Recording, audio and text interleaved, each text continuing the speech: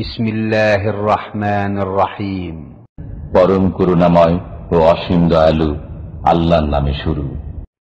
ومن أحسن قولا ممن دعا إلى الله وعمل صالحا وقال إنني من المسلمين.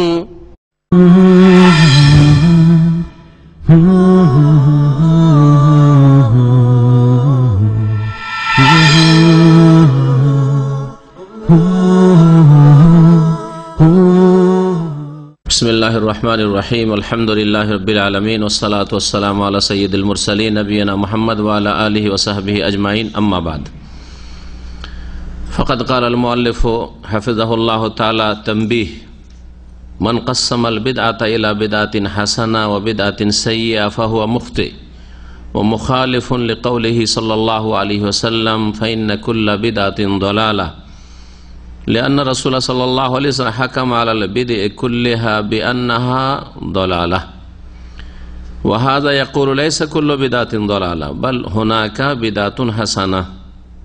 قال الحافظ ابن رجب في شرح الأربعين فقوله صلى الله عليه وسلم كل بدعة ضلالة من جوامع الكلم لا يخرج عنه شيء وهو أصل عظيم من أصول الدين، وهو شبيه بقوله صلى الله عليه وسلم من أحدث في أمرنا هذا ما ليس منه فهو رد، فكل من أحدث شيئا ونسبه إلى الدين ولم يكن له أصل من الدين يرجع إليه فهو ضلالة والدين بريء منه، وسواء في ذلك مسائل الاعتقاد أو الأعمال أو الأقوال الظاهرة والباطنة. انتهى. মহান আল্লাহর সমস্ত প্রশংসা যে আল্লাহ পাক রব্বুল আলামিন তার দিনকে সম্পূর্ণ করেছেন। সালাত এবং সালাম নাজিল হোক মুহাম্মদ রাসূলুল্লাহ সাল্লাল্লাহু আলাইহি ওয়াসাল্লামের প্রতি, যার কথা, কাজ, অনুমোদন যা কোরআন এবং হাদিস দ্বারা প্রমাণিত, তা হচ্ছে শরীয়ত, তা হচ্ছে নবীর আদর্শ, আর যার প্রমাণ রাসূলুল্লাহ সাল্লাল্লাহু আলাইহি ওয়াসাল্লাম থেকে নেই, কোরআন এবং হাদিসের কোনো দলিল থেকে নেই, এমন কোনো ইবাদত বন্দেগী অথবা আকীদা হচ্ছে বিদাত, যা দ্বীনের নামে করা হয়। আমাদের আকীদাতুত তাওহীদে যে আলোচনা চলছে গত সপ্তাহে, তার একটা অংশ হয়েছে, তা হচ্ছে বিদাত সম্পর্কে। তিনটি দিক ছিল আলোচনার। একটি হচ্ছে বিদাতের শাব্দিক আর পারিভাষিক অর্থ, বিদাতের শাব্দিক অর্থ বা বিধানিক অর্থ কি, আর বিদাতের সংজ্ঞা কি, বিদাত কাকে বলে। 2 নম্বর বিষয় ছিল বিদাতের প্রকরণ সম্পর্কে, বিদাতের কোনো ভাগ আছে কি না, আর ভাগ থাকলে কোন ধরনের ভাগ রয়েছে। আর 3 নম্বর বিষয় ছিল বিদাতের হুকুম, বিদাতের বিধান সম্পর্কে, যে বিদাত জায়েজ না না জায়েজ। বিদাত যদি ভালো হয় কিছু, তাহলে ভালোটা জায়েজ হতে পারে, আর মন্দ যদি হয় সবগুলি, তাহলে কোনোটাই জায়েজ নাই। তো এই সম্পর্কে আলোচনা হয়ে গেছে অর্ধেকেরও বেশি। কিছু আলোচনা বাকি আছে, কিন্তু তা অত্যন্ত গুরুত্বপূর্ণ, এই বিষয়ের সাথে সম্পর্কিত। শেখ সালেহুল ফাউজান হাফিজাহুল্লাহ তার কিতাবে বলছেন তানবীহ মানে এটি হচ্ছে সতর্কীকরণ, হাজা তানবীহুন, এটি হচ্ছে একটি সতর্কীকরণ, মানে সজাগ করা হচ্ছে, আপনাকে সতর্ক সাবধান করা হচ্ছে যে এই বিষয়টি গুরুত্ব সহকারে পড়ুন, শুনুন, জানুন এবং সে অনুযায়ী আপনি চলুন। বলছেন মান কাসসামাল বিদআতা ইলা বিদআতিন হাসানা ওয়া বিদআতিন সাইয়্যাহ, যারা বিদআতকে 2 ভাগে ভাগ করেছে, বিদআতে হাসানা ভালো বিদআত, আর দ্বিতীয় প্রকার হচ্ছে বিদআতে সাইয়্যা মন্দ বিদআত, খারাপ বিদআত। এই ভাগ যারা করেছে ফাহুয়া মুখতি, তারা হচ্ছে ভুল পথে, আখতা ইখতিউ মানে ভুল করা, ভুলকারী, ভুল পথে রয়েছে। ইসলামকে ভুল বুঝেছে, ইসলাম ভুল বুঝার কারণে, ভুল জানার কারণে ভুল আমল করেছে, না তাদের জ্ঞান হচ্ছে সঠিক, ভুল জ্ঞান ইসলাম সম্পর্কে। ভুল যখন তাদের ইলম, তখন আমলও তাদের ভুল।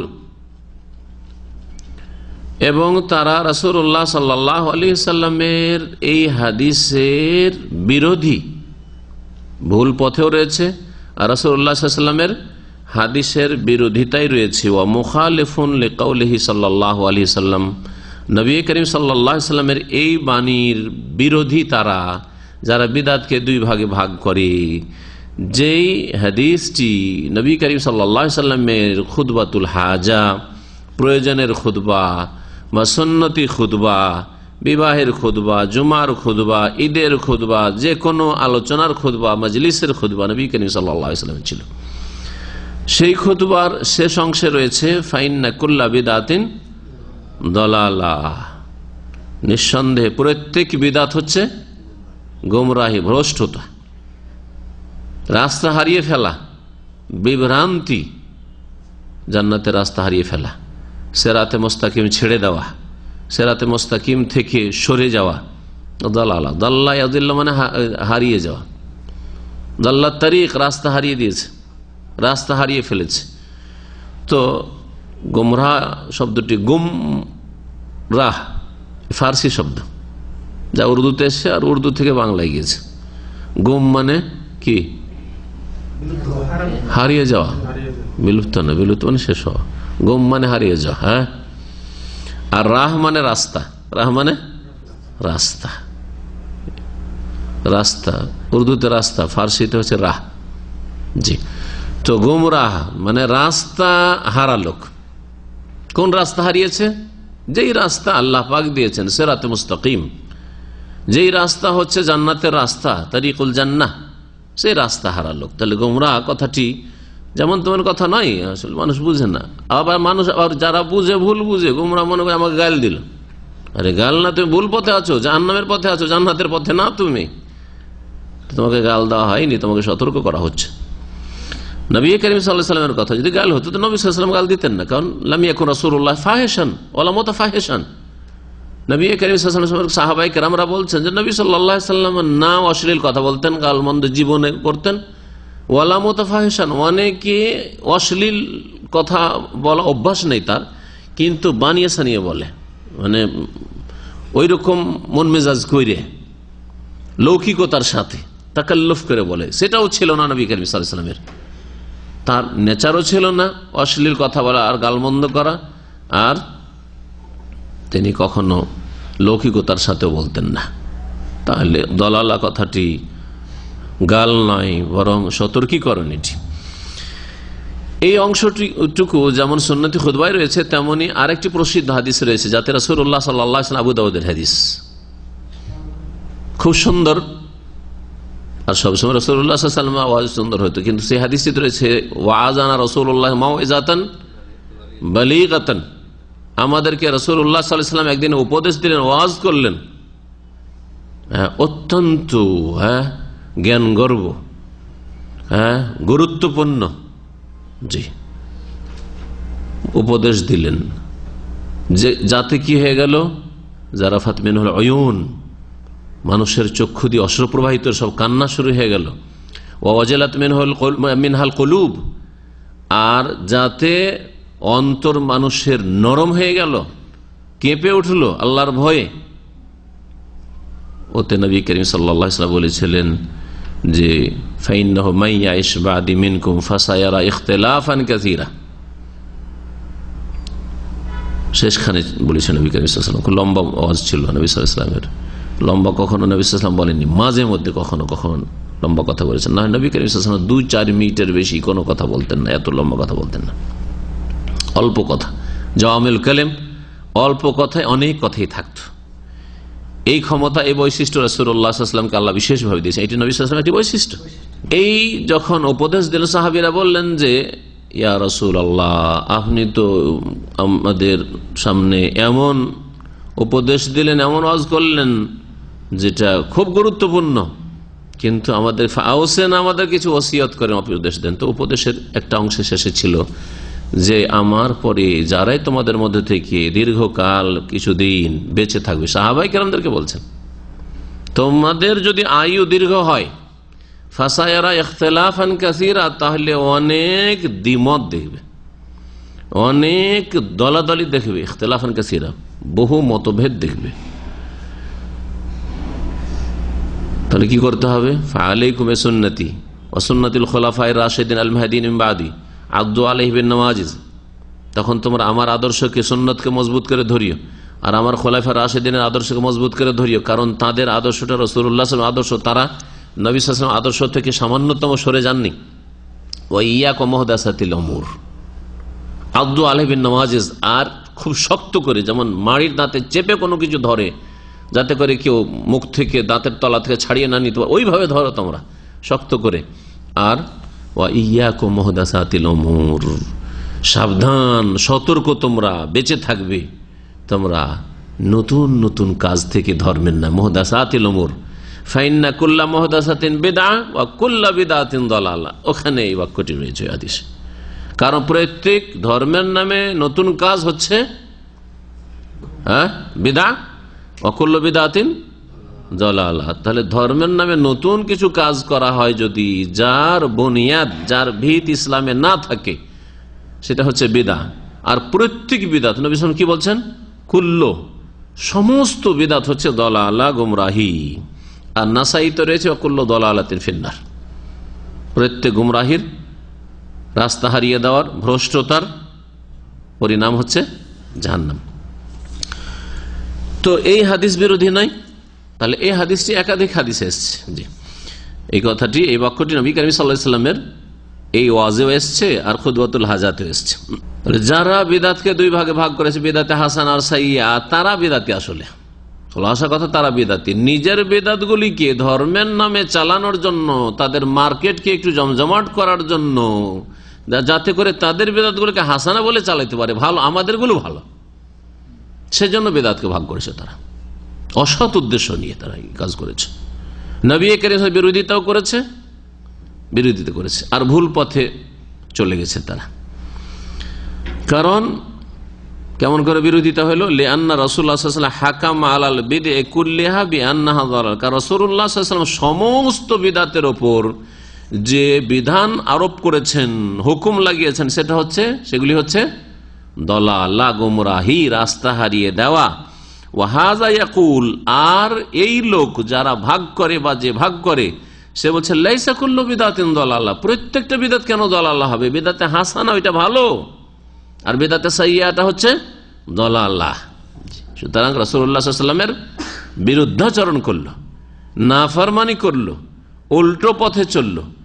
আর রাসূলুল্লাহ সাল্লাল্লাহু আলাইহি ওয়াসাল্লামের নাফরমানি করলেই, আমলেই নাফরমানি করলেই যদি দুনিয়া আখিরাতে শাস্তি হয়, তো ইসলাম বুঝার ক্ষেত্রে এলমেই যদি নাফরমানি করে, আকীদাতেই যদি নাফরমানি করে, বিশ্বাসী হচ্ছে যে বেদাত দুই ভাগে বিভক্ত, এটা আকীদার বিষয়, এটা আকীদার বিষয়, তারপরে আমলের পালা আসবে।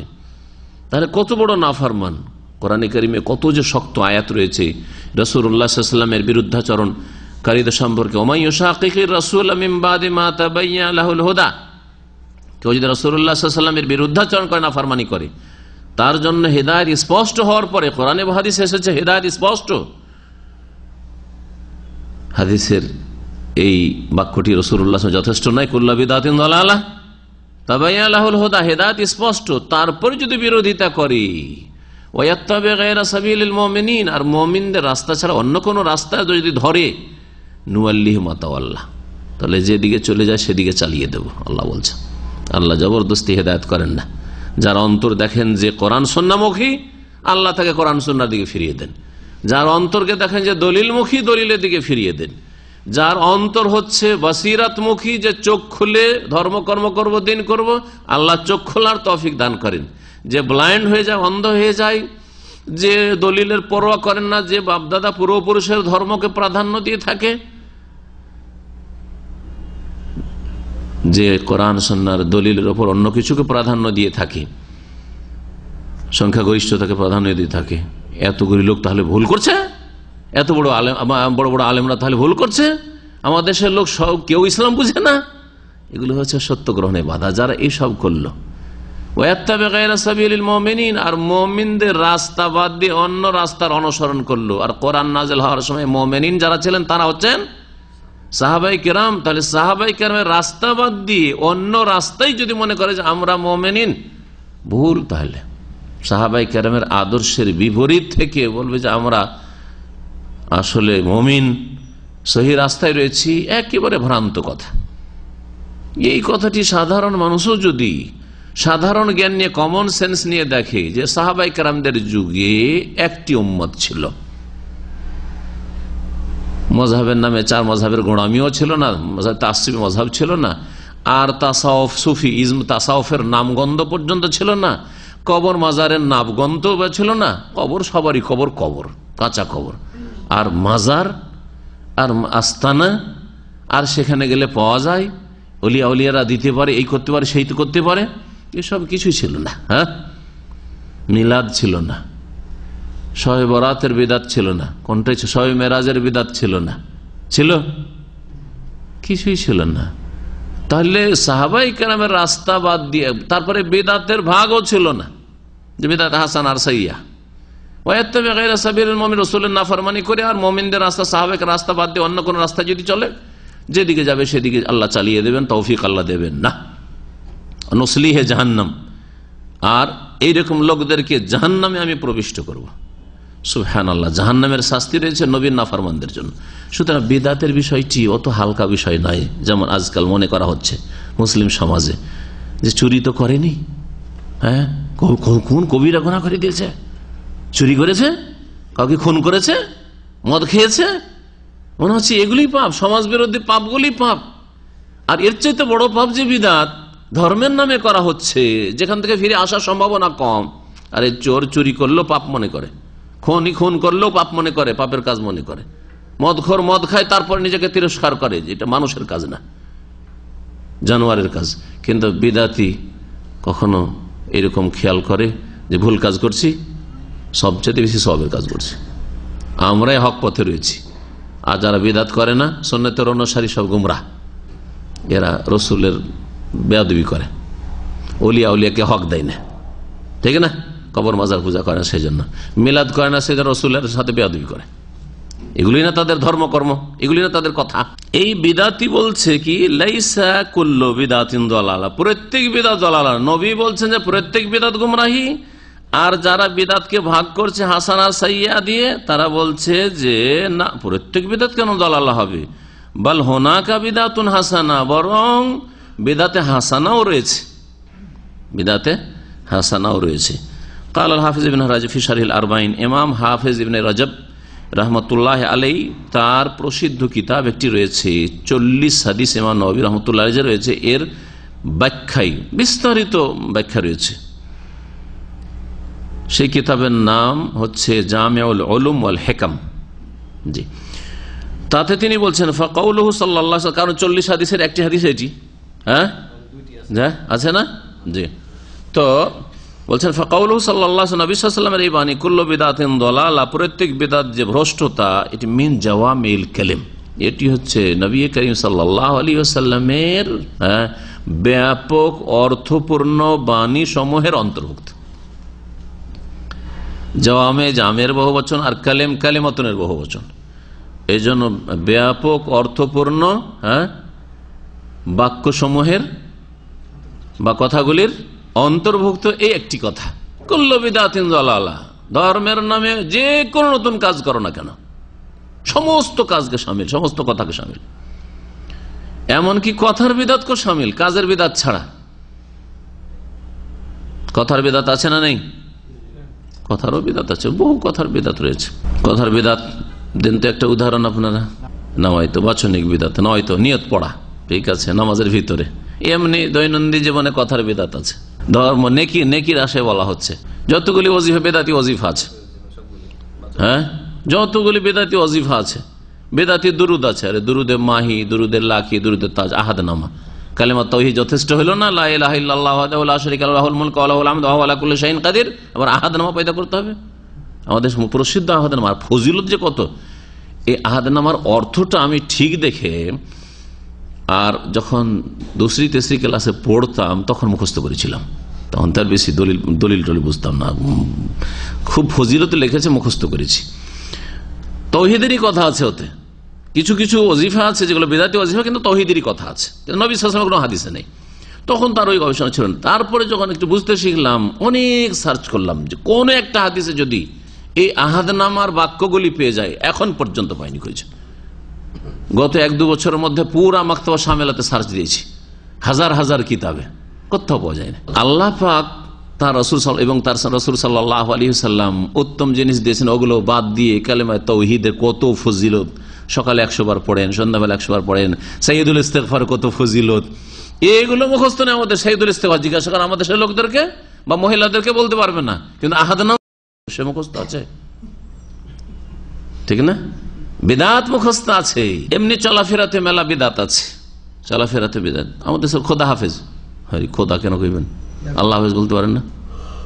বা আসসালামু আলাইকুম, দেখার সাক্ষাতের সময় সালাম, বিদায়ের সময় সালাম, কিন্তু খোদা হাফেজ এইরকম অনেক কিছু নেকির আশায় যদি এগুলো বলেন, নেকির আশায় মেলা কিছু রয়েছে। কবরের ভাগ 3 ভাগ, কবর 3 ভাগে বিভক্ত। রসুলের কবর রওজা, আর পাকা কবর পীরের কবর মাজার, আর আপনার বাপের কবর কবর। বাপের হক সব শেষ, বাপের কবরকে মাজার বলা যাবে না। এগুলো বিদাত না, এগুলো বাচনিক বিদাত। তো কথার বিদাত হোক অথবা কাজের বিদাত হোক অথবা আকীদার বিশ্বাসের বিদাত হোক, বিশ্বাসের বিদাত, বিশ্বাসের বিদাত। সুফিজমে বিশ্বাসী হওয়া, সুফিজম একটা ধর্ম, ধর্মের একটা পার্ট, বিদাতি বিশ্বাস। তার দিন আল্লাহ সম্পন্ন করেননি, এই সুফিদেরকে দিয়ে দিন আল্লাহ সম্পন্ন করেছেন। তাহলে রাসূলুল্লাহ সাল্লাল্লাহু আলাইহি ওয়াসাল্লামকে দিয়ে করাননি। তাজকিয়া নাফস, আত্মার পরিশুদ্ধি, আত্মার পরিশুদ্ধি, তাহলে কোরআনে কারীম আর রাসূলের হাদিসে পূর্ণতার সাথে নাই, সেই জন্য সুফিজমের প্রয়োজন। এটাই তো তারা বলে সুফিরা, যে তাজকিয়া নাফসকে আপনি অস্বীকার করেন। আমাকে বলছে আপনি কি তাজকিয়া নাফস মানেন? অবশ্যই মানি। তাজকিয়া নাফস আল্লাহ করার ব্যবস্থা দিয়েছেন কিনা, তার রাসূল করেছেন কিনা, তার সাহাবায়ে কেরাম করেছেন কিনা? তো কোরআন হাদিসে তাজকিয়া নাফসের ব্যবস্থা, আত্মার পরিশুদ্ধি ব্যবস্থা আছে, সালামাতুল কুলুবের ব্যবস্থা আছে। আর এর উপরে আমার বেশ কিছু এই জন্য আলোচনা আছে যে কেমন করে আত্মার পরিশুদ্ধি আপনার হবে, কেমন করে আপনি আল্লাহর নিকটবর্তী হবেন অধিক ইবাদতবন্দি করে, নওয়াফেলের মাধ্যমে, আর মাকরুহাত অপছন্দনীয় এবং শুভহাত সন্দেহের জিনিস থেকে, সন্দেহের ঊর্ধ্বে, সন্দেহ থেকে বেঁচে থাকার মাধ্যমে যথেষ্ট। জাওয়ামিউল কালিম বলছিলাম যে কুল্লু বিদআতিন দালালা হচ্ছে নবী করিম সাল্লাল্লাহু আলাইহি সাল্লামের যে ব্যাপক অর্থপূর্ণ বাণী সমূহ রয়েছে তার একটি গুরুত্বপূর্ণ। লা ইয়াখরুজু আনহু শাই, এর থেকে কোনো কিছু বেরিয়ে যাবে না, সমস্ত বিদআতকে শামিল। আর সমস্ত বিদআত হচ্ছে গুমরাহি, কথার, কাজের, আকীদা সবকিছু। ওয়া হুয়া আসলুন আযীমুন মিন উসুলিদ্দিন, আর এই কথাটি, এই হাদিসটি হচ্ছে দ্বীন ইসলামের মূল মৌলিক নীতিমালা সমূহের একটি গুরুত্বপূর্ণ বড় নীতিমালা। ওয়া হুয়া শাবীহুন বিকাউলিহি সাল্লাল্লাহু আলাইহি ওয়াসাল্লাম, আর এই কথাটি কুল্লু বিদআতিন দালাল, এই কথাটি রাসূলুল্লাহ সাল্লাল্লাহু আলাইহি ওয়াসাল্লাম এই বাণীর মতই। কি? মান আহদাসা ফি আমরিনা হাযা, আমাদের এই ধর্মীয় বিষয়ে যে কেউ নতুন কোনো কথা কাজ নিয়ে আসবে, ধর্মীয় বিষয় কিন্তু মা লাইসা মিনহু, যা তার অন্তর্ভুক্ত নয়, ফাহুয়া রাদ্দুন, তা প্রত্যাখ্যাত, তা ছুঁড়ে ফেলা হবে। আল্লাহর কাছে প্রত্যাখ্যাত, আল্লাহ কবুল করবেন না। রাসূলুল্লাহ সাল্লাল্লাহু আলাইহি ওয়াসাল্লামের কাছে প্রত্যাখ্যাত, সুতরাং রাসূলুল্লাহ সাল্লাল্লাহু আলাইহি ওয়াসাল্লাম পছন্দ করবেন না। এবং ওই বিদাতি কাজ করে আসবে, রাসূলুল্লাহ সাল্লাল্লাহু আলাইহি ওয়াসাল্লামের শাফাআত পাওয়া যাবে না, রাসূলুল্লাহ সাল্লাল্লাহু আলাইহি ওয়াসাল্লাম হাউজে কাউসারের পানি পাওয়া যাবে না। সেখানে আসার আগে ফেরেশতারা তাড়াতে শুরু করবে, তাড়িয়ে দেবে। নবী সাল্লাল্লাহু আলাইহি ওয়াসাল্লামকে যখন বলা হবে যে এরা সব বিদাতি ছিল, তখন বলবেন সোকান লিমান বাদদালা দীনি, তাড়িয়ে দাও, তাড়িয়ে দাও, এদেরকে ভাগিয়ে দাও যারা আমার দিনকে বদলে দিয়েছে। যা ধর্মের নামে নতুন করা হবে কিন্তু তা নেই ধর্মে, তা হচ্ছে প্রত্যাখ্যাত। কুল্লু বিদআতিন দালালা, প্রত্যেক নতুন কাজ হচ্ছে গোমরাহি, এদিকে নয় ওইদিকে, ইসলামের রাস্তায় নয়। একই কথা কিনা? জি। তাহলে একটি হাদিস আর একটি হাদিসের ব্যাখ্যা করে, ভাষা আলাদা আলাদা, কিন্তু বুনিয়াদী কথা হচ্ছে বা মৌলিক নীতিমালা হচ্ছে এক। ফাকুল্লু মান আহদাসা শাইআন, সুতরাং যে কেউ নতুন কিছু আবিষ্কার করবে ধর্মের নামে, ওয়ানাসাবাহু ইলাদ-দ্বীন, আর তা দ্বীনের সাথে, দ্বীন ইসলামের সাথে সম্পৃক্ত করবে, ওয়ালাম ইয়াকুন লাহু আসলুম মিনাদ-দ্বীন, আর তার দ্বীন ইসলামে কোনো ভিত্তি নেই, ইউরজাউ আলাইহি, যার দিকে প্রত্যাবর্তন করা যেতে পারে, যে সেখান থেকে নেওয়া হয়েছে, এর বুনিয়াদ রয়েছে, এর মূল বিষয়টি শরীয়তে রয়েছে, ফাহুয়া দালালা, সেটি হচ্ছে গুমরাহি, সেটি হচ্ছে গুমরাহি। ওয়াদ-দ্বীনু বারীউম মিনহু, আর দ্বীন ইসলাম এই রকমের কথা কাজ থেকে, আকীদা থেকে সম্পর্ক ছিন্ন করে। দ্বীন ইসলামের কোন সম্পর্ক, দ্বীন ইসলাম তা থেকে সম্পর্কহীন, বেরিয়ন সম্পর্কহীন। ওয়াসাওয়াউন ফি যালিকা মাসাইল ইতিকাদ, এই ক্ষেত্রে আকীদার মাসলা মাসাইল বিষয়গুলি হোক, আবিল আমাল অথবা কর্ম সম্পর্কীয় বিষয় হোক, আবিল আকওয়াল অথবা বচনের সাথে কথার বিদাত হোক, আয-যাহিরা সেগুলি প্রকাশ্য হোক অথবা আভ্যন্তরীণ। প্রকাশ্য যেগুলি কথাতে আসছে অথবা কাজে দেখা যাচ্ছে, প্রকাশ্যে আপনি নামাইতে পড়ছেন, প্রকাশ্যে আপনি জায়নামাজে দোয়া পড়ছেন, প্রকাশ্যে সম্মিলিত মোনাজাত করছেন, প্রকাশ্য এইরকম বহু যেসব ঈদ মিলাদুন্নবী বা ছেলে মেয়েদের জন্মদিবস পালন করা, বিবাহ দিবস পালন করা, এগুলি প্রকাশ্যে কিছু আমল, কিছু কথা। গোপনীয় ভিতরে মেলা বিদাতি আকীদা আছে, যে ভিতরেই আছে, সেগুলিকেও শামিল। ওয়ালাইসা লিহাউলাই হুজ্জা ওয়ালাইসা লিহাউলাই হুজ্জাতুন আলা আন্না হুনাকা বিদাতান হাসানা, আর যারা বিদাতকে দুই ভাগে ভাগ করেছে এদের কোনো দলিল নেই যে বিদাতে হাসানাও রয়েছে, ভালো বিদাতও রয়েছে। ইল্লা কওল উমর, একটি শুধু কথা উমর রাদিয়াল্লাহু তাআলা আনহুর, ওই কথা থেকে তারা বিভ্রান্তির শিকার হয়েছে। ওই কথার অর্থ বুঝতে গিয়ে তারা নবীর কথাকে ছুঁড়ে ফেলেছে।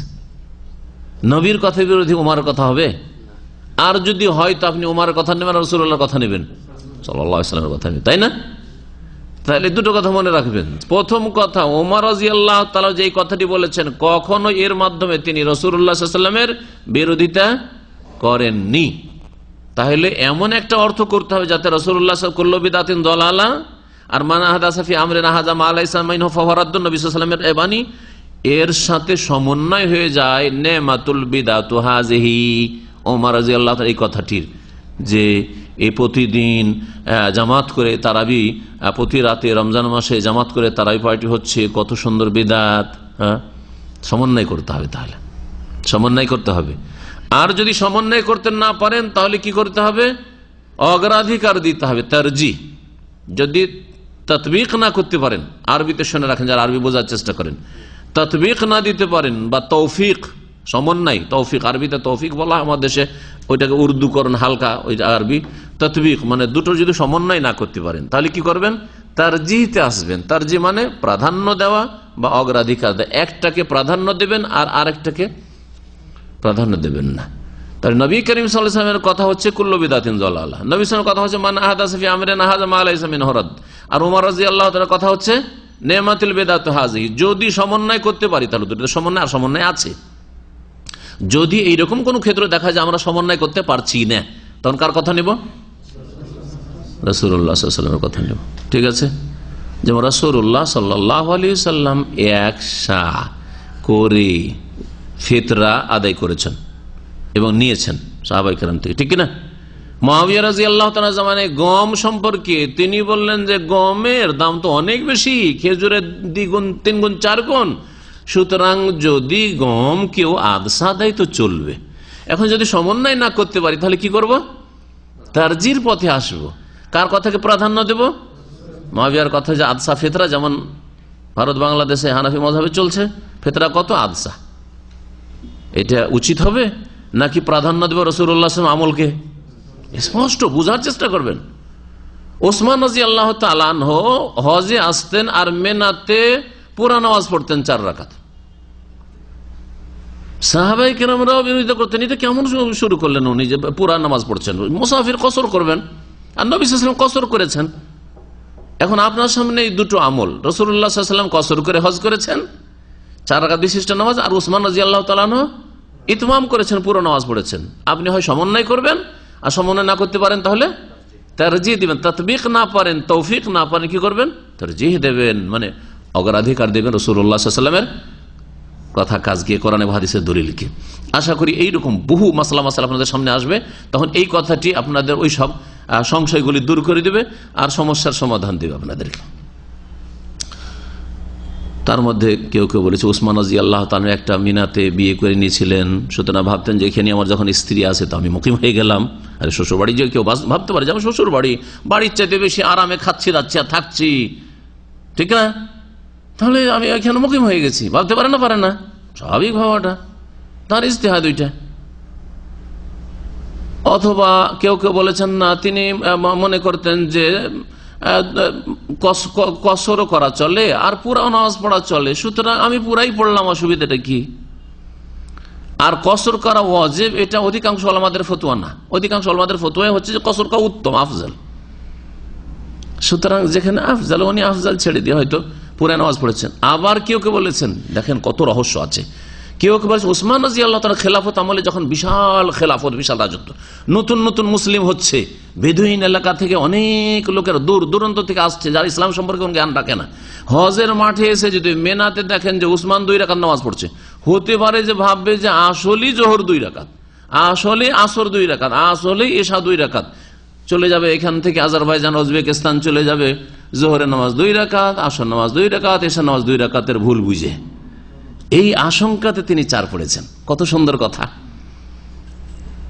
তাহলে নবী সাল্লাল্লাহু আলাইহি ওয়াসাল্লাম তিনি ইচ্ছা করে বিরোধিতা করেন নাই। সুবহানাল্লাহ। তাহলে বুঝতে পারছেন না, এই যে সমন্বয়।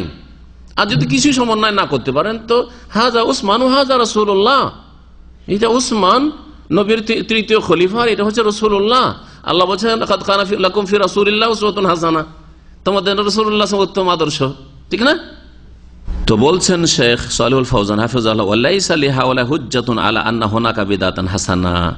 এই যারা বিদআতকে 2 ভাগে ভাগ করেছে, এদের কাছে কোনো দলিল নেই যে বিদআতে হাসানাও রয়েছে, ইল্লা কাউল উমর, তবে উমর রাদিয়াল্লাহু তাআলা আনহুর উক্তি ফি সলাতিত তারাবি, তারাবির নামাজের জামাত সম্পর্কে, নেমাতিল বিদআতু হাযিহি, এটি কতই না চমৎকার বিদআত।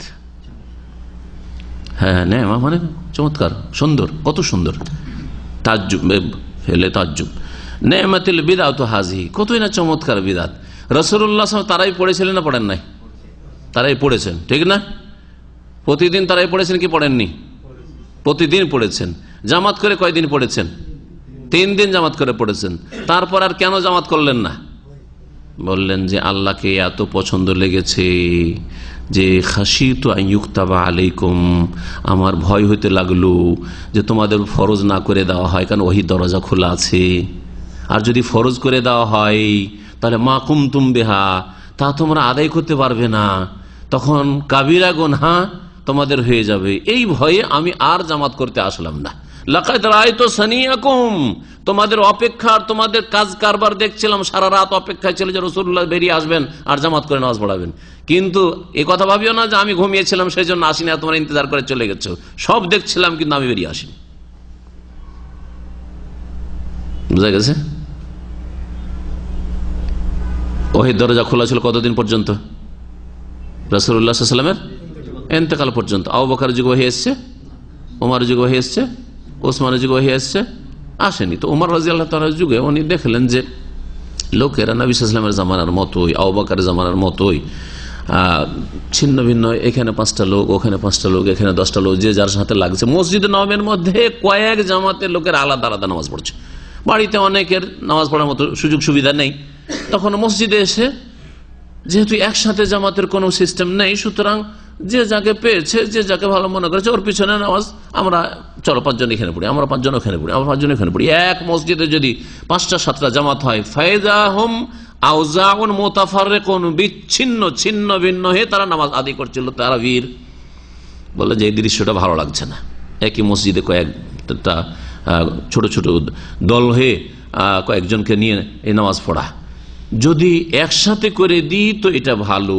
আর রাসূলুল্লাহ সাল্লাল্লাহু আলাইহি ওয়াসাল্লাম 3 দিন করেছিলেন, তারপরে করেননি, যেহেতু আশঙ্কা ছিল। এখন আর আশঙ্কা নেই, ওমরের কাছে ওহী আসবে না, সেজন্য কি করলেন?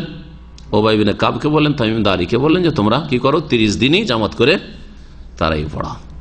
তাহলে এর আসল মজুদ রয়েছে, জামাতেরও আসল, তারাবিরও আসল মজুদ রয়েছে, আর জামাত করে একসাথে মসজিদে পড়ার আসল বুনিয়াদ মজুদ রয়েছে। শুধু সেটা কি করলেন, 3 দিন থেকে 30 দিন করে দিলেন। তারপরে ওই জামাতে তারাবি পড়া হচ্ছে সুন্নাত, উত্তম। যদি দেখা যায় যে জামাতে দ্রুত স্পিডের তারাবি হচ্ছে, বাড়িতে আমি এর চাইতে ভালো খুশুর সাথে পড়তে পারবো, তাহলে কোনো অসুবিধা নেই। ওমর রাদিয়াল্লাহু তাআলা নিজে জামাত করে তারাবি পড়াবার হুকুম দিয়ে দিচ্ছেন উবাই বিন কাবকে, তামিম দারিকে, আর তিনি এই দৃশ্য দেখে বলছেন খুব সুন্দর, আর তিনি বাড়িতে পড়ছেন। এটাও জানেন, কে প্রমাণ করতে পারে যে ওমর রাদিয়াল্লাহু তাআলা ওই জামাতে শরীক ছিলেন তারাবিতে যখন শুরু করেন তিনি? না। তো সাহাবায়ে কেরাম অনেকে নিজের বাড়িতে নিজের পরিবার পরিজনকে নিয়ে তারাই পড়তেন, ফরজটা পড়ে মসজিদ থেকে চলে যেতেন, আর ছেলে মেয়েদেরকে নিয়ে তারা পরিবারকে নিয়ে তারাই পড়তেন, কিয়ামুল লাইল পড়তেন।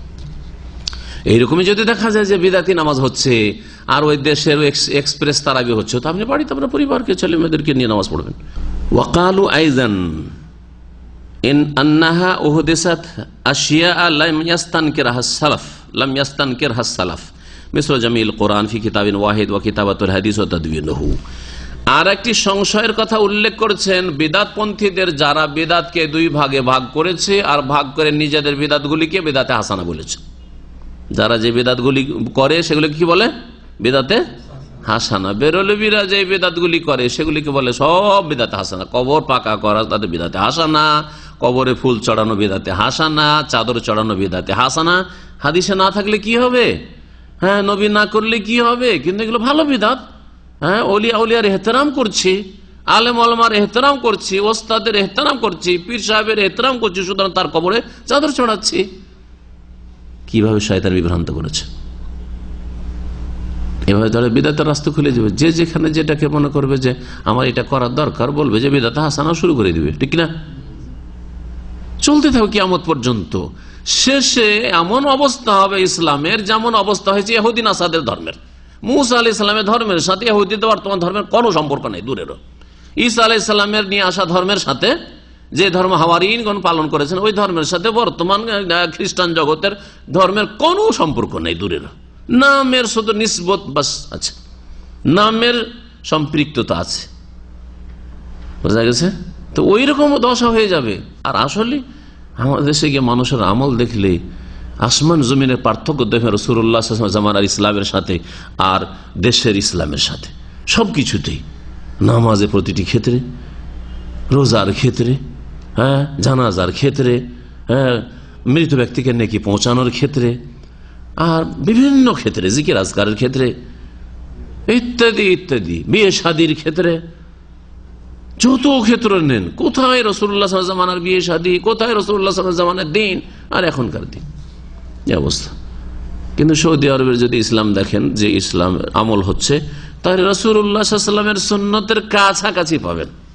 আমি বলবো না যে 100% পাবেন, কোন জায়গায় ত্রুটি পেতে পারেন আপনি, কিন্তু কথা হচ্ছে যে কাছাকাছি পাবেন, অনেকটা কাছাকাছি পাবেন আপনি, আকরাব ইলা সুন্নাহ পাবেন আপনি, সুন্নতের অধিক নিকটবর্তী পাবেন। এদের আর এক সংশয় কি, যে বিদাতে হাসানা বিদাতে সাইয়্যার ভাগ করলাম তো কি হলো? কারণ নবী সাল্লাল্লাহু আলাইহি ওয়াসাল্লামের পরে আরো কিছু নতুন কাজ হয়েছে, ধর্মের কাজ।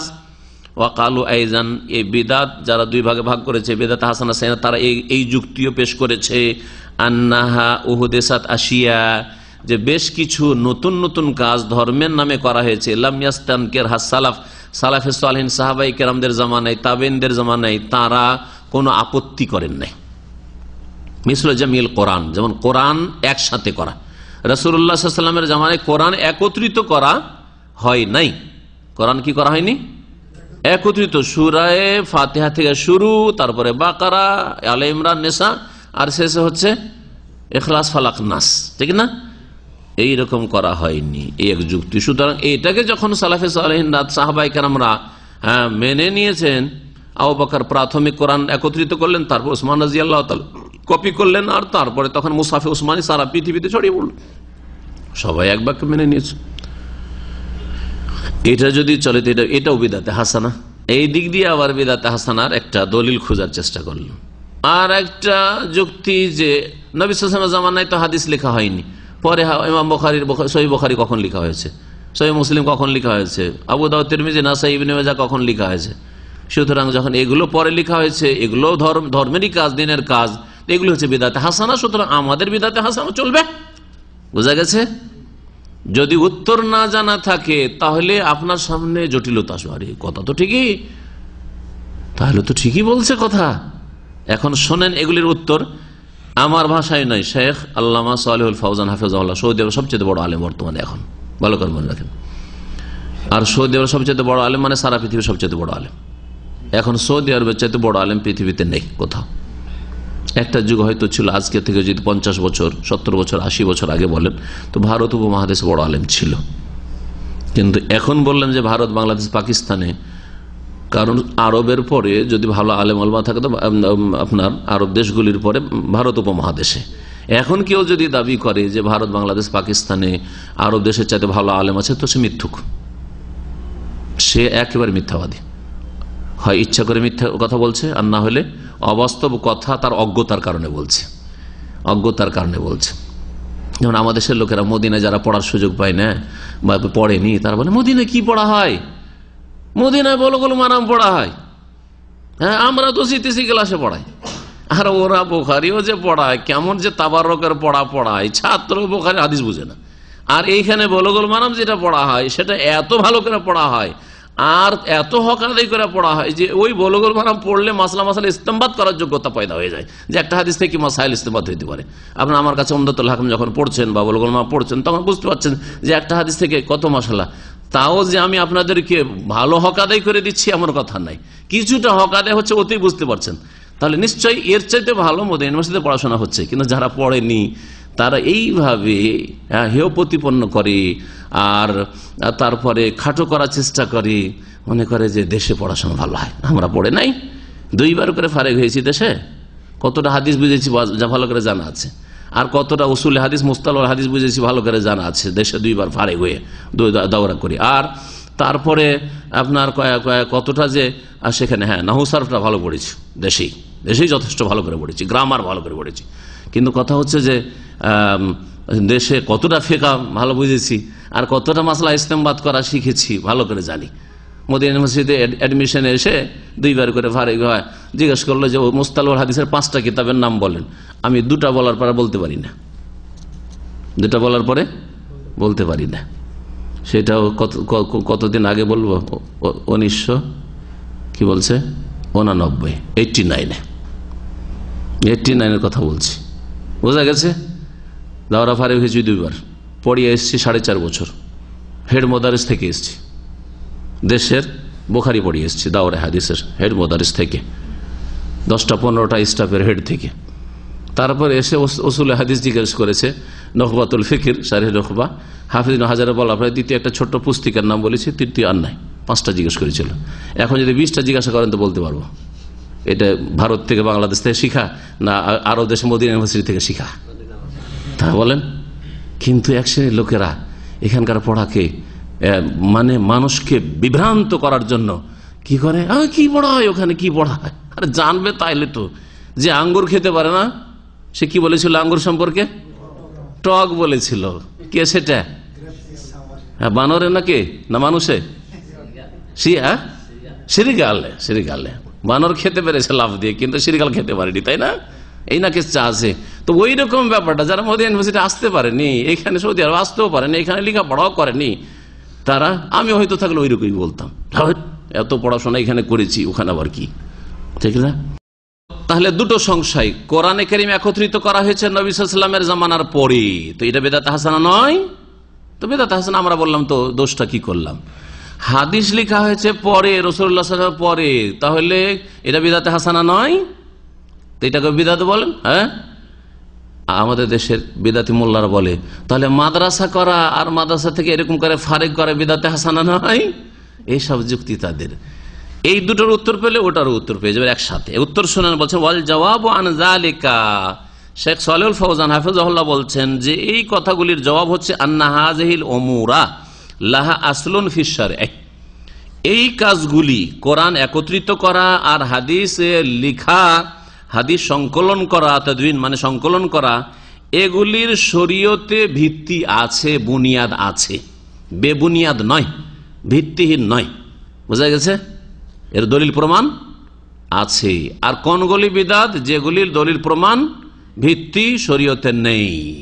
নবী করিম সাল্লাল্লাহু আলাইহি ওয়াসাল্লাম 2 ঈদ সব বলে দিয়েছেন, সুতরাং 2 ঈদের জায়গায় ঈদুল ফিতর, ঈদুল আজহার জায়গায় ঈদে মিলাদুন নবী করবেন, এর কোনো বুনিয়াদ নেই। জন্মবার্ষিকী কারো পালন করবেন আপনার নেতার, অথবা মৃত্যুবার্ষিকী পালন করবেন, এর কোনো বুনিয়াদ ইসলামে নেই। সুতরাং বিদআত এগুলি। বোঝা গেছে? বিশেষ এক রাতে আমরা সভ্যেদারি করব, শুনেছেন এগুলো? সভ্যেদারি করে একটা ইসলামিক সংগঠন, তাদের নেতারা জেল টেলে গেলে সভ্যেদারি করে তাদের মুক্তির জন্য দোয়া করে। বিশেষত যত তাদের রুকন হবে, সদস্য হবে, সবখানে সারা রাত ধরে তাহাজ্জুদ পড়বে। এর কোনো বুনিয়াদ আছে? রাসূলুল্লাহ সাল্লাল্লাহু আলাইহি ওয়াসাল্লাম বালা মুসিবত আসেনি? হ্যাঁ, রাসূলুল্লাহ সাল্লাল্লাহু আলাইহি ওয়াসাল্লামের জামানায় মুস্তাযাফিন মক্কাকে জেলে ভরে রাখা হয়নি, যারা হিজরত করে আসতে পারে না। কখন রাসূলুল্লাহ সাল্লাল্লাহু আলাইহি ওয়াসাল্লাম বাকি সাহাবায়ে কেরাম মুহাজির আনসারকে নিয়ে সভ্যদারি করেছেন, আর সবিনা খতম করেছেন, আর খতমে ইউনুস করেছেন, আর খতমে জালালি করেছেন। তাহলে এগুলির ভিত্তি ইসলামে নেই, সুতরাং এগুলি হচ্ছে বেদাত, আর কুল্লু বিদাতিন দলালা, সবগুলি দলালা। সুতরাং এই যে সাংগঠনিক সভ্যদারি করে তাদের নেতাদের মুক্তির জন্য, হ্যাঁ, এগুলি হচ্ছে কি বিদাতে দলালা, গুমরাহি। ভালো করে শুনে রাখেন। ফালাইসাত মুহদাসা, সুতরাং কোরআন একত্রিত করা আর হাদিস সংকলন করা বা হাদিস লেখা এগুলি নতুন না। প্রথম কথা, কওল ওমর রাদিয়াল্লাহু তাআলা আনহুর কথার জবাব, ওইটার জবাব শুনেন। নেমাতিল বিদাত, উনি যে বলেছেন যে এই জামাত করে তারাই পড়া কত সুন্দর বিদাত, ইউরিদুল বিদাতাল লুগাবিয়াতা লা শারঈয়া, এতে থেকে তার উদ্দেশ্য ছিল বিদাতের শাব্দিক অর্থ, আবিধানিক অর্থ, শরীয়তি অর্থ নয়, পারিভাষিক অর্থ না। শরীয়তের ভাষায় যেটা বিদাতের সংজ্ঞা আছে সেটা তিনি বুঝাননি, বরং শব্দের দিক থেকে তার এই প্রতিদিনের জামাত সহকারে তারাবির ব্যবস্থা করে দেওয়াটাকে তিনি কি বলেছিলেন? নেমাতিল বিদাত হাযিহি, এটি হচ্ছে কত সুন্দর বিদাত, মানে কত সুন্দর নতুন পদ্ধতি, নতুন পদ্ধতি, নতুন তরিকা। কিন্তু এর সংজ্ঞা হচ্ছে বিদাতের, শরীয়তি বিদাত কি? শরীয়তি বিদাতের সংজ্ঞা আবার ফিরে দেখেন কি, ফাকুল্লু মান আহাদাসা শাইআন, যে কোনো এমন একটা নতুন কাজ করবে ধর্মের নামে, ওয়ানাসাবাহু ইলা দ্বীন, আর দ্বীনের সাথে সম্পৃক্ত করলেন, নতুন কাজ করলেন, দ্বীনের সাথে সম্পৃক্ত করলেন, দুটো কন্ডিশন। তৃতীয় হচ্ছে ওয়ালাম ইয়াকুন লাহু আসলুন ফি মিনাদ দ্বীন, আর দ্বীনে তার কোনো বুনিয়াদ নাই, ভিত্তি নেই। হ্যাঁ, যেটার কাছে আপনি কি আশ্রয় নিতে পারেন যে এই দলিলের ভিত্তিতে করছি, ফাহুয়া দলালা, সেটি হচ্ছে দলালা, গুমরাহি, সেটি হচ্ছে বিদাত। আর তারাবি জামাত করে পড়ারও বুনিয়াদ, ভিত ইসলামে আছে এবং ওমর রাদিয়াল্লাহু তাআলার কাছে ছিল। জি, তাই তিনি এখানে যে বিদাত শব্দটি ব্যবহার করেছেন, এটা কি অর্থে করেছেন? শাব্দিক অর্থে করেছেন। শরীয়তের দিক থেকে ওমর রাদিয়াল্লাহু তাআলা আনহুর 30 দিনের জামাত কন্টিনিউ করে দেওয়া, নবী সাল্লাল্লাহু আলাইহি ওয়াসাল্লাম 3 দিনকে, এটি সুন্নত, কোনো বিদাত নাই। তারপর উমর রাদিয়াল্লাহু তাআলা আনহুর একটা নতুন কিছু চালু করা, আমার চালু করা সমান। উমর রাদিয়াল্লাহু তাআলা সম্পর্কে নবী সাল্লাল্লাহু আলাইহি ওয়াসাল্লাম বলছেন, আলাইকুম বিসুন্নতি ওয়া সুন্নাতিল খুলাফায়ে রাশিদিন, আমার আদর্শকে মজবুত করে ধরি আর খোলাফায়ে রাশিদিন আবু বকর, ওমর, ওসমান, আলী, তাদের তরিকাকে মজবুত করে ধরিও। সুতরাং তারা যদি কিছু করেন, তারা যেহেতু দ্বীনের আসল লক্ষ্য উদ্দেশ্য বুঝেই কোনো কিছু করেছেন, যেমন ওসমান রাদিয়াল্লাহু তাআলা আনহুর আর একটি জুমার দিনের আজান অতিরিক্ত করা, আজানের আসল তো মজুদ রয়েছে, তারপরে তিনি আজান যে বাড়িয়েছেন খোলাফায়ে রাশিদিনের সুন্নতকে নবী বেদাত বলেন, সুন্নত বলেছেন, সুন্নাতুল খোলাফায়ে রাশিদিন। যদি বিদাত হইতো তো বলতেন অবিদাতিল খোলাফায়ে রাশিদিন, বিদাত বলেছেন? বলেননি। কিন্তু ওই কাজটি যদি আমি করি, যে ইসলামী সেন্টারে আলোচনায় আসার জন্য লোকজন আসতে একটু বিলম্ব করেছে, তো এটা আজান দিয়ে ওই দিন চলবে আমার জন্য, কারণ শেখ সাদিয়ার বকরির নেদি, বোঝা গেছে? ওসমান রাদিয়াল্লাহু তাআলা আনহুর কথা পেশ করে কেউ যদি এখানে দলিল পেশ করে যে আমরাও এখানে মসজিদে একটু লোকজনকে জমাটমা করার জন্য, হ্যাঁ, অথবা আমাদের ইলেকশনে তাড়াতাড়ি করে ভোটটা সারতে হবে, চল একটা আজান দে, এরকম বিভিন্ন ক্ষেত্র হইতে পারে। লোকজনকে ডাকা হাঁকা করতে হবে, তাড়াতাড়ি করে ডাকতে হবে, একটু এমার্জেন্সি আছে তো দে, আজান দে। ঝড় তুফান আমাদের দেশের আজান হয়, যদি বলে উসমান আজান দিয়েছেন, তো আমি ঝড় তুফান আজান দিলাম, তো কি হইলো? তো বলবো যে উসমান শেখ সাদি আর তুই বকরির নেদি, বোঝা গেছে? উসমান নেতাজি আর তুই পিয়াজি। সুতরাং কখনো আপনি নিজেকে ওখানে পৌঁছাবেন না। ফামা কানা লাহু আসলুন ফিশ শারিয়া, শরীয়তে যার বুনিয়াদ রয়েছে, ভিত্তি রয়েছে, ইউরজাউ আলাইহি, যেখানে ফিরে যাওয়া যেতে পারে, মানে যেখান থেকে দলিল নেওয়া যেতে পারে, ইযা কিলা, সেই সম্পর্কে যদি বলা হয় ইন্নাহু বিদআত, যে এটা বিদআত, শরীয়তে ওর মূল বিষয়টি রয়েছে, সেই সম্পর্কে যদি বিদাত কেউ বলে ফাহুয়া বিদাতুন লুগাতান, তাহলে সেটা আবিধানিক অর্থে বিদাত, লা শারআন, শরীয়তের অর্থে নয়, পারিভাষিক অর্থে নয়। তো ওমর রাদিয়াল্লাহু তাআলা আনহু জামাত করে তারাই পড়াকে যে বিদাত বলেছেন, এটা শরীয়তে যেহেতু বুনিয়াদ রয়েছে, সেজন্য এটা কি বলবো? আবিধানিক অর্থে, শাব্দিক অর্থে বিদাত, শরীয়তগত অর্থে বিদাত নয়। লিআন্নাল বিদআত শারআন, কারণ শরীয়তের ভাষায় বিদাত কাকে বলে? মা লাইসা লাহুল আসলুন ফিস শারআ, শরীয়তে যার কোনো বুনিয়াদি নেই, ভিত্তি নেই, ভিত্তিহীন। ওয়া জামউল কোরআন ফি কিতাবিন ওয়াহিদ, এখন দ্বিতীয় সংশয়ের উত্তর, কোরআনকে একত্রিত করা একটি কিতাবে, লাহু আসলুন ফিস শারিয়া, শরীয়তে এর বুনিয়াদ রয়েছে। নবী করিম সাল্লাল্লাহু আলাইহি ওয়াসাল্লাম কখনো কোরআন নাযিল হয়েছে আর শুধু শুনিয়ে রেখে দিয়েছেন, কখনো করেননি। সাথে সাথে কাতিব ওহীকে ডেকেছেন, হয় আলী রাদিয়াল্লাহু তাআলা আনহুকে, না হয় যায়েদ ইবনে সাবিতকে, না হয় মুআবিয়া ইবনে আবি সুফিয়ানকে, এরা লিখতেন। হ্যাঁ, ডেকে বলতেন যে উকতুবু আল আয়া কাযা ফি সূরাতে কাযা ফি মাকানে কাযা, এই আয়াতগুলিকে বা এই আয়াতটিকে অমুক সূরাতে লিখো, অমুক সূরার অমুক আয়াতের পরে লিখো। এরকম করে বড় বড় সূরাগুলি তো একসাথে নাযিল হয়নি, কখন মাঝখান থেকে পরে নাযিল হয়েছে, বুঝা গেছে? তো এইরকম করেছেন নবী করিম সাল্লাল্লাহু আলাইহি ওয়াসাল্লাম, সবসময় লিখিয়ে দিয়েছেন। তাহলে কোরআন লিখা নবী সাল্লাল্লাহু আলাইহি ওয়াসাল্লামের জীবদ্দশাই ছিল। এর বুনিয়াদ আছে না নেই? শরীয়তে বুনিয়াদ আছে, ভিত্তি আছে, ভিত্তিহীন নয়। লিআন্না নবী সাল্লাল্লাহু আলাইহি ওয়াসাল্লাম কানা ইয়ামুরু বিকিতাবাতিল কোরআন, কারণ নবী করিম সাল্লাল্লাহু আলাইহি ওয়াসাল্লাম কোরআন লিখা নির্দেশ দিতেন, লিখিয়েও দিতেন আর নির্দেশও দিতেন। সহিহ মুসলিম হাদিস হয়েছে, লা তাকতুবু আন্নি গায়রাল কোরআন, আমার থেকে কোরআন ছাড়া অন্য কিছু লিখিও না। হাদিস কেউ কেউ লিখতে চাইতেন, তখন নবী সাল্লাল্লাহু আলাইহি ওয়াসাল্লাম ব্যাপক হারে হাদিস লিখতে নিষেধ করেছেন। এক দুটো সাহাবীকে মাঝে মধ্যে লিখিয়ে দিয়েছেন, বা কেউ লিখতে চাইছে লিখে দিতে বলেছেন, কিন্তু ব্যাপক হারে হাদিস লেখাটা বারণ ছিল কোরআন নাযিল হওয়ার জামানায়। কেন? কারণ সাধারণ অশিক্ষিত মানুষ, সাহাবায়ে কেরামদের জামানায় শিক্ষিত লোক ছিল না, আমরা অনেকে বুঝতে পারি না। আজকাল অনেকেই একটা সাধারণ দোয়া, বানানো দোয়া, অথবা নবী সাল্লাল্লাহু আলাইহি ওয়াসাল্লাম হাদিসকে বলে যে এটা কোন আয়াত। আমার কাছে মাঝে মাঝে প্রশ্ন আসে যে শেখ এটা কোন আয়াত? আমি বললাম ভাই এটা আয়াত না, এটা হাদিস। তাহলে বুঝতে পারছেন না যে এটা আয়াত না হাদিস? ভালো আলেম হলে বোঝা যাবে, ভালো আলেম হয় হাফেজ, আর হাফেজ নাও যদি হয় আর ভালো আলেম হয়, তাহলে ভাষার অলংকার সম্পর্কে যদি জানা থাকে, কোরআনে কারীমের অলংকার হচ্ছে সবচেয়ে উচ্চ অলংকার, আর তারপরে 2 নম্বরে উচ্চ অলংকার রাসূলুল্লাহ সাল্লাল্লাহু আলাইহি ওয়াসাল্লাম হাদিসের, তারপরে সাধারণ লোকের সাহিত্যিক ভাষা। তাহলে সাহিত্য থেকে হাদিস পার্থক্য করতে পারবে একজন লোক ভালো যদি আরবির পণ্ডিত হয়, তাহলে অনারব হইলেও এরকম কোরআনের আয়াত না হাদিস পার্থক্য করতে পারবে, বুঝতে পারবে, যারা বালাগাতের সাবজেক্ট ভালো করে পড়া আছে, ভালো করে পড়া আছে। জি, এবং কোরআন এবং হাদিস সম্পর্কে জ্ঞান আছে, চর্চা আছে। শুধু বালাগাত পড়া থাকলে আবার হবে না, কোরআন হাদিসের সম্পর্কে জানা আছে, ওদের বুঝতে পারবে। তো কোরআন লেখার জামানায় হাদিস লেখা এই জন্য নিষেধ ছিল, যাতে করে মানুষ ভুল বুঝে কোরআনকে হাদিসে না ঢুকিয়ে দেয়, আর হাদিস কোরআনের অংশে না ঢুকিয়ে দেয় যে এটাও আয়াতে কোরআনই, বড় গুমরাই হয়ে যাবে। কোরআন লেখা নির্দেশ দিতেন নবী সাল্লাল্লাহু আলাইহি ওয়াসাল্লাম, লাকিন কানা মাকতুবান মুতাফাররিকান, পার্থক্য এই ছিল পরের কোরআন লেখা, সাহাবায়ে কেরামদের, আবু বকর বা উসমানের কোরআন লেখা আর রাসূলুল্লাহ সাল্লাল্লাহু আলাইহি ওয়াসাল্লামের কোরআন লেখাতে, যে কোরআন নবী সাল্লাল্লাহু আলাইহি ওয়াসাল্লামের জামানায় লেখা ছিল বিচ্ছিন্ন ভাবে।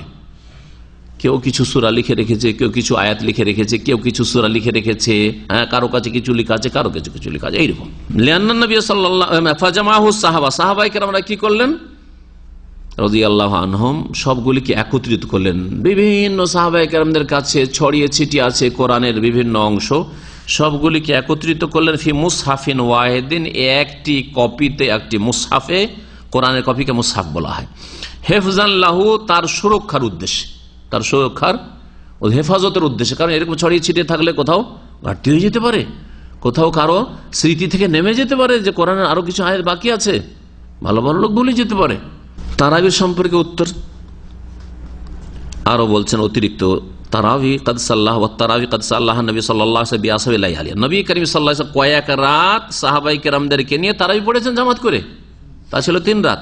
ওয়া তাখাল্লাফা আনহুম ফিল আখির, আর শেষ রাতে, চতুর্থ রাতে তিনি পিছিয়ে থেকে গেছেন, আসেন নাই। খাশিয়াতান তুফরাজ আলিম, এই আশঙ্কা যে তাদের জন্য ফরজ না করে দেওয়া হয়। ওয়াস্তামার সাহাবাতু রাদিয়াল্লাহু আনহুম ইউসাল্লুনা আওজান মুতাফাররিকিন ফি হায়াতিন নবী সাল্লাল্লাহু আলাইহি ওয়া বা'দা ওয়াফাতিহি, নবী সাল্লাল্লাহু আলাইহি জীবদ্দশায় এবং নবী সাল্লাল্লাহু আলাইহি ওয়াসাল্লাম ইন্তেকালের পরেও সাহাবায়ে কেরামরা ছিন্ন ভিন্ন হয়ে, এখানে 5 জন, ওখানে 7 জন, ওখানে 10 জন, এইরকম করে একই মসজিদে তারাবির নামাজ পড়তো তারা।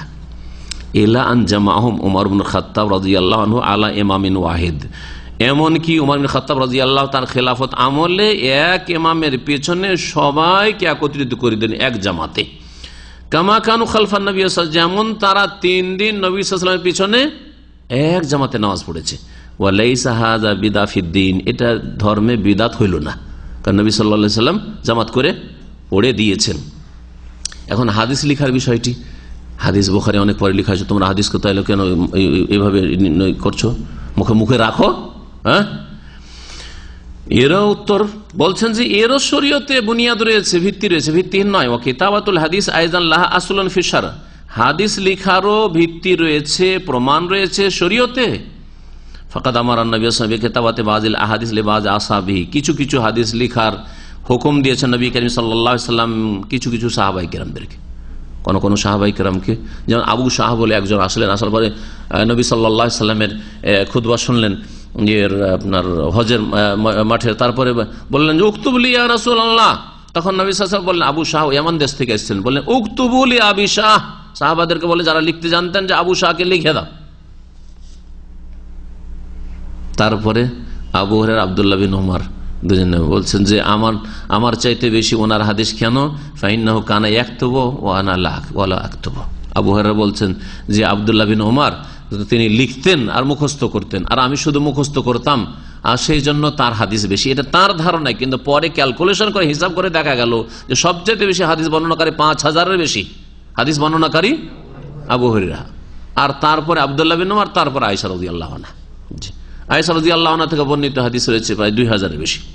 নবী করিম সাল্লাল্লাহু আলাইহি সাল্লাম কিছু হাদিস লিখে দিতে বলেছেন মাঝে মধ্যে কিছু সাহাবায়ে কেরামদেরকে। লাম্মা তালাবা মিনহু যালিকা ওয়া লাম্মা তুলিবা মিনহু যালিকা, যখন নবী সাল্লাল্লাহু আলাইহি সাল্লাম থেকে তলব করা হয়েছে আমাকে এটা লিখে দেন বা এটা আমি লিখে নেব। ওয়া কানা আবু হুরায়রা রাদিয়াল্লাহু আনহু ইয়াকতুবুল হাদিস ফি আহদিন নবী সাল্লাল্লাহু আলাইহি সাল্লাম, আবু হুরায়রা রাদিয়াল্লাহু আনহু লিখতেন, শেখ লিখছেন আবু হুরায়রা, কিন্তু এটা একটু কনফার্মে দেখতে হবে। আমি যেটা জানি সেটা আব্দুল্লাহ বিন উমর সম্পর্কে তিনি বলছেন ফাইন্নাহু কানা ইয়াকতুবু ওয়ালা, যাই হোক আবু হুরায়রা অথবা আব্দুল্লাহ বিন উমর লিখতেন। ওয়া কানাল মাহজুরু মিন কিতাবাতি বিসিফাতিন আম্মা ফি আহদিহি, নবী করিম সাল্লাল্লাহু আলাইহি ওয়াসাল্লামের আমলে জীবদ্দশায় ব্যাপক হারে হাদিস লেখার চর্চা ছিল না। কেন? খাশিয়াতা আন ইয়াখতালাতাল কুরআন মা লাইসা মিনহু, এই আশঙ্কায় যে কোরআন যেন এমন কিছুর সাথে মিশে না যায়, একাকার না হয়ে যায় যা কোরআন নয়, মানে হাদিসের সাথে একাকার না হয়ে যায়, আর বুঝতে পারছেন না যে এটা কোরআনের আয়াত না, এটা হাদিসের রাসূল। এই ভয়ে হাদিস লেখা ব্যাপক হারে নিষেধ ছিল। লা তাকতুবু আন্নী গায়রাল কুরআন, কোরআন ছাড়া তোমরা আমভাবে এইভাবে লিখিও না। ফালাম্মা তুফিয়া সাল্লাল্লাহু আলাইহি ওয়াসাল্লাম, নবী সাল্লাল্লাহু আলাইহি ওয়াসাল্লাম ইন্তেকাল করে গেলেন, ইনতাফা হাযাল মাহজুর, তখন এই আশঙ্কা দূর হয়ে গেল, তারাবি আর ফরজ হওয়ার ওহী নাযিল হবে, জিবরাইল আর ওহী নিয়ে আসবেন না, ওই আশঙ্কা দূর।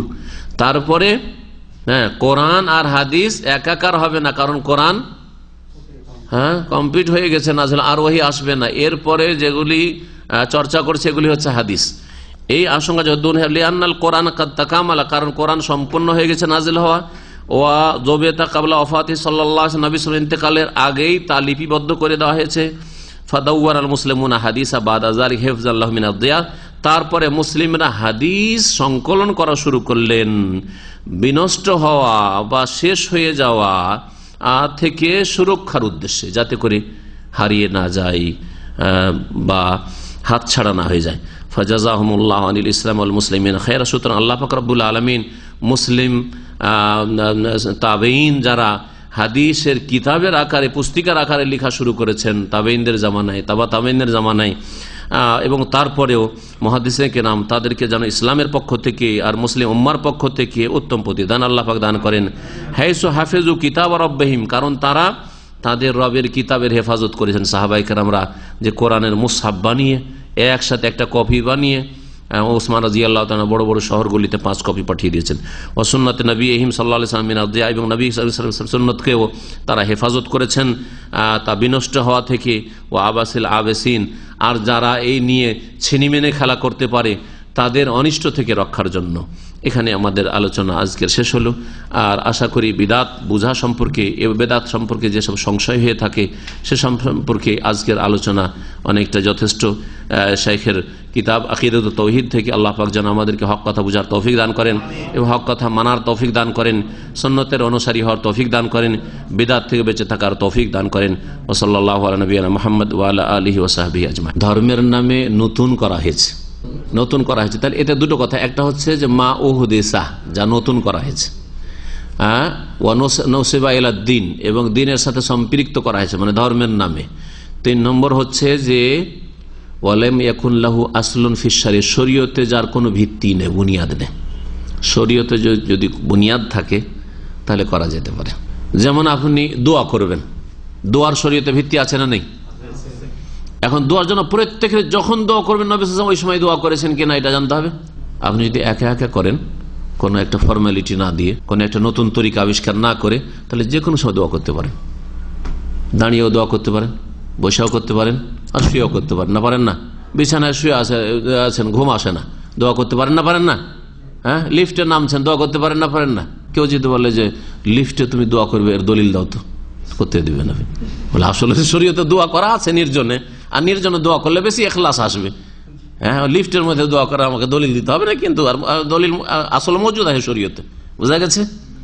কিন্তু যখন ওইটাকে একটা খাস একটা তরিকাতে নিয়ে চলে আসবেন যে আমরা এখন একসাথে দোয়া করব, সম্মিলিত, তখন এই সম্মিলিত বলেন এর আসল যেহেতু শরীয়তে মজুদ নেই, সুতরাং সম্মিলিত দোয়া না। আর সম্মিলিত তো একজন দোয়া করে বাকিরা আমিন আমিন বলবো, এই রকমের তরিকা যেহেতু নেই, সুতরাং আমরা আমভাবে এটা করব না। তবে নবী করিম সাল্লাল্লাহু আলাইহি ওয়াসাল্লাম ইস্তিসকা, পানি চাওয়ার দোয়াতে করেছেন, পানি চাওয়া ইস্তিসকার ক্ষেত্রে করতে পারেন। খুতবাতে নবী সাল্লাল্লাহু আলাইহি ওয়াসাল্লাম দোয়া করেছেন, সাহাবায়ে কেরামরা হাত উঠিয়েছেন, সুতরাং ওই ক্ষেত্রে করতে পারেন। বা নবী সাল্লাল্লাহু আলাইহি ওয়াসাল্লাম হাত উঠিয়ে ইস্তিসকা দোয়া করেছেন, করতে পারেন ওই ক্ষেত্রে। কিন্তু অন্যান্য দোয়ায় খুতবায় খতিব দোয়া করছে আর সাধারণ লোকেরা হাত উঠিয়ে দিচ্ছে, যে কোনো দোয়ার ক্ষেত্রে এটা জায়েজ নয়, বিদআত এটা, বুঝছেন না? জি। তো আসল দোয়া মওজুদ আছে। ইউনূস আলাইহিস সালামের দোয়া মওজুদ আছে কিনা, এর শরীয়তে বুনিয়াদ আছে, এটা আপনি করবেন। দিনে যদি হাজার হাজার বার পড়ে যান, সারা দিন ধরে পড়তে থাকেন, নিষেধ আছে। কিন্তু যদি বলেন যে আমি এক মজলিসে বসবো আর বুট চানা নিয়ে বসবো, বা পাথর কঙ্কন নিয়ে বসবো, হ্যাঁ, বা তসবির দানা নিয়ে বসবো আর সোয়া লাখ বাল পড়বো, যার নাম হবে খতমে ইউনূস, তাহলে বিদআত। কারণ আপনি একটা নতুন তরিকা আবিষ্কার করলেন। আব্দুল মসউদ আবু মুসা আশারী যে ওই যে প্রথম বিদআতীদেরকে দেখেছিলেন, ওই খারেজিগুলিকে, যারা পরে খারেজি হয়ে সব মরেছে নাহাওয়ানের যুদ্ধে, ওই কুফার মসজিদে ভোর রাত্রে বসে বসে এক মরবি বলছে 100 বার সুবহানাল্লাহ বলো, সাব্বিহু মিয়া, বলছে কাব্বিরু মিয়া, আল্লাহু আকবার 100 বার বলো, হাল্লেলু মিয়া, লা ইলাহা ইল্লাল্লাহ 100 বার করে বলো। এগুলো হচ্ছে বিদআত। কিন্তু আপনি বলতে থাকেন সারাদিন, লা ইলাহা ইল্লাল্লাহ বলতে থাকেন, একে একে সারাদিন সুবহানাল্লাহ বলতে, সারাদিন আপনি আলহামদুলিল্লাহ বলতে থাকেন, কোনো অসুবিধা নেই। এবার বুঝেছেন? তাহলে শরীয়তে যতটা আসল বুনিয়াদ আছে, ওই আসলের ভিত্তি করে যতটা করা আর অনুমতি শরীয়ত আছে করবেন। কিন্তু এটাকে যখন নতুন কিছু তরিকা দেবেন, তখন আবার বিদআতের রূপ ধারণ করবেন।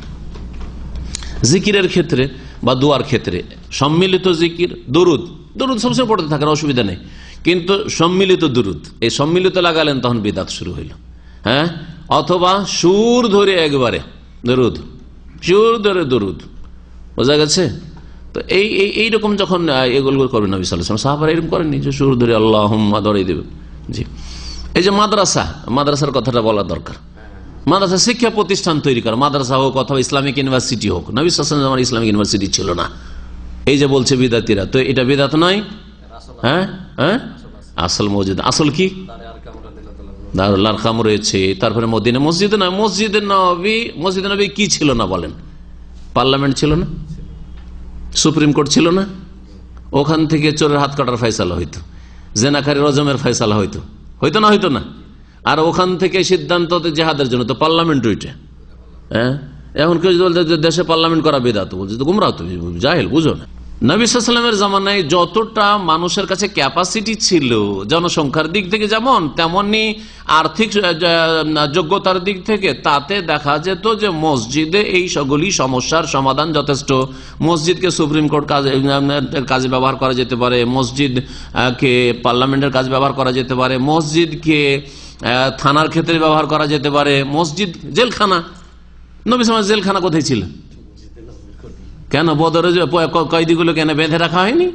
আব্বাস আবুল আসাব রাবি মসজিদ নবীর খুঁটির সাথে বাঁধা ছিল না? আর আব্বাস মোটা মানুষ, ওকে খুব কষ্ট হচ্ছিল, রাত্রে খুব কষ্ট পাচ্ছে, সামনে সপ্তাহে তাফসীরে বলবো এটা। তখন নবী সাল্লাল্লাহু আলাইহি ওয়াসাল্লাম ঘুম আসছে না, যে চাচার কষ্ট হচ্ছে। কি ব্যাপার ইয়া রাসূলুল্লাহ, আপনার সারা রাত ঘুম আসছে না কেন? বলছে দেখো তো আমার চাচার খুব আওয়াজ আসছে বলে আমি মানে পেরেশান রয়েছি, আর আমার ঘুম আসতে চাইছে না। দেখো তো মনে হয় খুব শক্ত করে বেঁধেছে, যে ওকে ধরে নিয়ে এসছে খুব শক্ত করে বেঁধেছে, ও রশিটা একটু ঢিলে করে যদি বাঁধো তাহলে ভালো হয়। তাহলে জেলখানা নয়, এটা হাজত নয়, কাস্টডি না।